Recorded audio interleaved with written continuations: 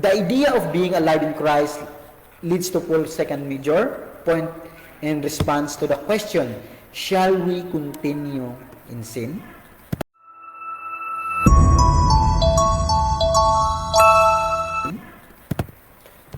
Number 2 is no.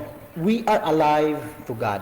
We are alive to God. Sinabi niya sa verse 11, so you also must consider yourself dead to sin and alive to God in Christ Jesus.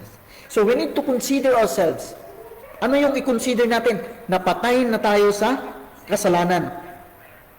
Ang tanggapin natin na tayo'y mamuhay na may Diyos, alive to God in Christ Jesus. So, sin does not have to reign in us. In verse 12, therefore do not let sin exercise dominion in your mortal bodies to make you obey their passion.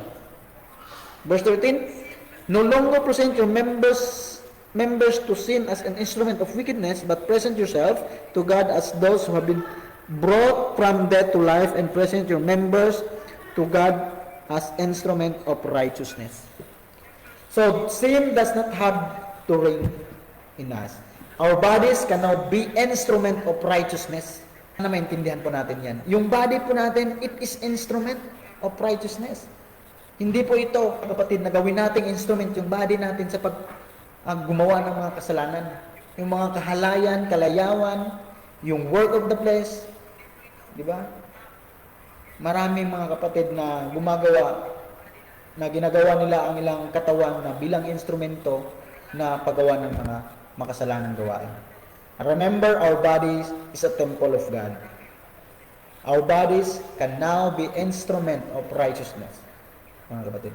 God grace frees us from sin's dominion. Sinabi niya sa 14. For sin will have no dominion over you, since you are not under the law but under the grace. So we are not under the law. We are under the grace. Pag naintindihan mo yung grace, mga kapatid, ibig sabihin, hindi na maghahari ang kasalanan sa iyong buhay. Ang maghahari ay si Jesus Christ. Bakit? Because we are under the grace. God's grace frees us from sin, dominion. Yan po yung grace, mga kapatid. Ang grace po ay siya pong nagbibigay ng righteous sa atin. It is a gift from God upang maging matuwid tayo sa harapan ng Diyos.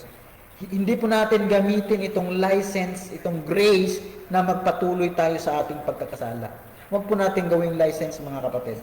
Gawin nating license ang grace para maging righteous sa harapan ng Diyos upang tayo po'y kaaya-aya sa harapan ng Diyos. Tayo'y mamuhay sa harapan ng Diyos na righteousness.